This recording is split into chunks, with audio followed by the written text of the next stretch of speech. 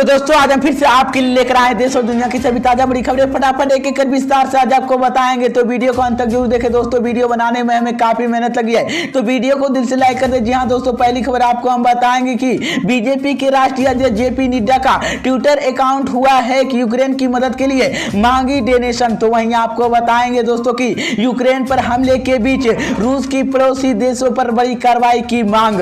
तो वहीं आपको बताएंगे दोस्तों की सपा ने पुलिस कर्मियों के पहचान पत्र जमा करने का किया विरोध, मुख्य चुनाव आयोग का भेजा पत्र। तो वहीं आपको बताएंगे दोस्तों की स्वामी प्रसाद मौर्य पर बरसे सीएम योगी आदित्यनाथ किया बड़ा दावा। तो वहीं आपको बताएंगे दोस्तों की यूपी चुनाव के बीच मायावती का बड़ा ऐलान, बोली 4 चरणों में मतदान के बाद विरोधी पार्टी का उड़ गए होश। तो वहीं आपको बताएंगे दोस्तों की महाराजगंज में अखिलेश यादव ने बीजेपी पर बोला बड़ा हमला, लगाए कई बड़े आरोप, किया बड़ा वादा। तो दोस्तों सभी खबरों की जानकारी एक एक कर विस्तार से बताएंगे दोस्तों। इससे पहले कि एक छोटी सी रिक्वेस्ट करेंगे दोस्तों, क्योंकि यहाँ कोई गोदी मीडिया चैनल नहीं है, यहाँ पर सिर्फ और सिर्फ सच बताया जाता है, सच दिखाया जाता है। अगर आप भी निष्पक्ष पत्रकारिता का सपोर्ट करते हैं, अगर आपको भी लगता है कि देश में होने वाले तमाम चुनाव ईवीएम से ना होकर बैलेट पेपर से होना चाहिए, अगर आप भी इस तरह की मांग करते हैं, तो आप इस वीडियो को लाइक करके चैनल को सब्सक्राइब जरूर कर लीजिए और साथ में बेल आइकन भी प्रेस कर लीजिए और वीडियो को ज्यादा से ज्यादा शेयर कीजिए। इसी बीच पर दोस्तों अगली खबर की और तो कि मैं आपको बताएंगे कि बीजेपी के राष्ट्रीय अध्यक्ष जेपी नड्डा के ट्विटर अकाउंट हुआ है कि यूक्रेन की मदद के लिए मांगी डोनेशन। जी हां दोस्तों, आपको बता दें ये बड़ी खबर सामने निकल कर आई दोस्तों की भारतीय जनता पार्टी के राष्ट्रीय अध्यक्ष जयप्रकाश नड्डा की ट्विटर अकाउंट हो गया है। इसी बीच इसमें कि उनके समर्थक के यूक्रेन के लिए मदद के लिए दान करने की अपील की गई है। इसी साथ ही साथ ट्वीट में लिखा गया कि यूक्रेन के लोगों के साथ खड़े रहने की जरूरत है, कैपिनेशन डोनेशन की स्वीकार की जा रही है। इस ट्वीट में साथ ही साथ नीचे लिंक दिए गए जिस पर जाकर लोग दान भी दे सकते हैं। इसी बीच मैं आपको बता दें कि एक अन्य ट्वीट कर हैकर के लिखा था कि मेरे अकाउंट हैक नहीं हुआ है, सभी दान यूक्रेन की सरकार के दिया जाएगा। हालांकि बाद में जेपी नड्डा की ट्विटर अकाउंट रिकवर कर दिया गया। इसी बीच मैं आपको बता दें कि रूस ने यूक्रेन पर हमला कर दिया है। रूसी सेना लगातार यूक्रेन की दाखिल हो रही है। यूक्रेन की राजधानी कभी के चंद कदम दूर रूस की सेना की रुक गई है। हालांकि इस रूस के मामले पर अमेरिका के बीच नहीं आया है। अमेरिका के राष्ट्रपति जो बाइडेन ने इस पर कहा है कि वो अगर इसमें आते हैं तो ये तीसरी युद्ध की शुरुआत होगी।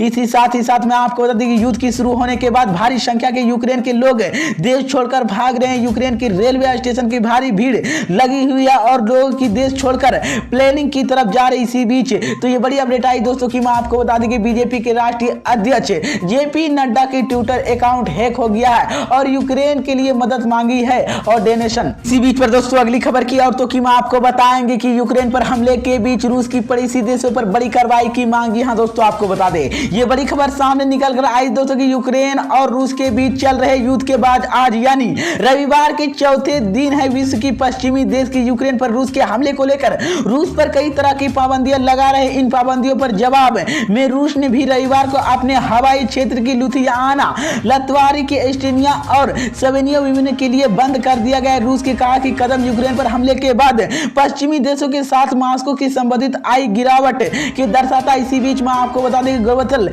कि रूस की राज्य में यूनियन एनजेसी रसायन की रविवार के तड़के घोषणा की है। रूसी ने विमानों के लिए अपने हवाई क्षेत्र के बंद करने वाले 4 देशों के खिलाफ जवाब कार्रवाई ये कदम उठाया गया है। एनजीसी के शनिवार के रोमानिया, बेल्ग्रेड, पोलैंड और चेक गणराज्य की विमानिया के लिए रूस हवाई क्षेत्र के लिए बंद करने की सूचना दी है। इसी बीच गौरतलब आपको बता दें कि यूक्रेन पर रूस के हमले को लेकर ब्रिटेन सरकार की रूसी राष्ट्रपति व्लादिमीर पुतिन और उनके विदेश मंत्री सर्गेई लावरोव की सभी संपत्तियों की जबरदस्त करने के आदेश दिया। इससे पहले ब्रिटेन की प्रधानमंत्री बोरिस जॉनसन ने शुक्रवार को उत्तरी अटलांटिक संबंधी संगठन NATO के सदस्य देशों के नेताओं के लिए कहा था कि यूक्रेन पर जब रूस हमला करने के लिए उनका देश शीघ्र रूस के राष्ट्रपति व्लादिमीर पुतिन के विदेश मंत्री हवाई के लवर कहेंगे। इसी बीच पर दोस्तों अगली खबर की और तो कि आपको बताएंगे कि सपा ने पुलिस कर्मियों के पहचान पत्र जमा कराने का किया विरोध, मुख्य चुनाव आयोग को भेजा पत्र। जी हां दोस्तों आपको बता दें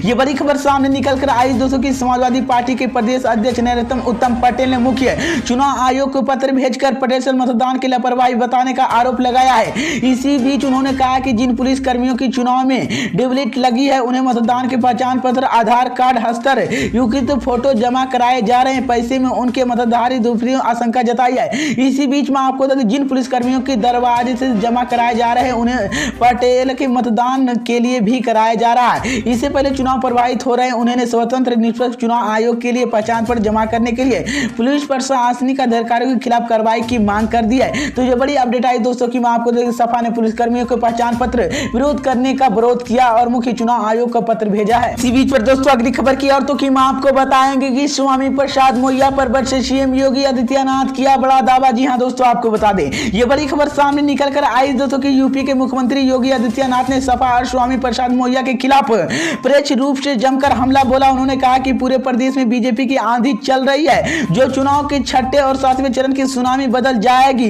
इसी सुनामी में दंगबाज और दंगेबाज दोनों अंडर कर गायब हो जाएंगे और बीजेपी के 300 पार लक्ष्य की पूरा प्रचंड बहुमत की सरकार बनाएगी। इसी बीच में आपको बता दें कि मुख्यमंत्री योगी आदित्यनाथ ने शनिवार को फैजाज नगर में बीजेपी के प्रत्याशी सुरेंद्र सिंह कुशवाहा के समर्थन में जनसभा के संबोधित कर रहे थे। जनता की सीधी संवाद करते हुए मुख्यमंत्री पूछा कि 5 साल में फर्जी नगर कुशवाहा गोरखपुर मंडल की पूर्वी उत्तर प्रदेश की कई दंगे नहीं हुआ है, दंगा वाले कहां चले गए, वो दंगवादी पार्टी की आनी चाहिए। आज दंगाबाज की दंगबाजों को कैसे कैसे मिल रहे इनके जवाब देने के लिए तैयार रही है।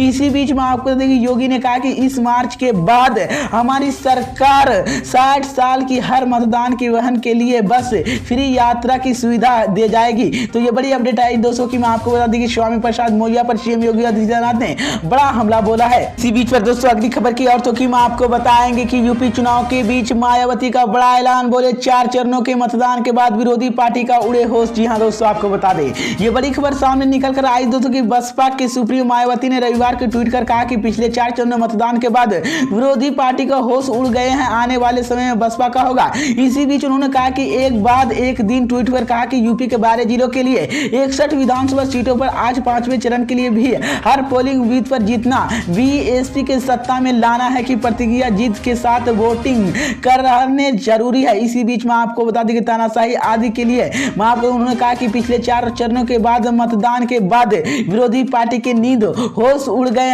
अब वो किस्मत के लिए आशा जारी रहे।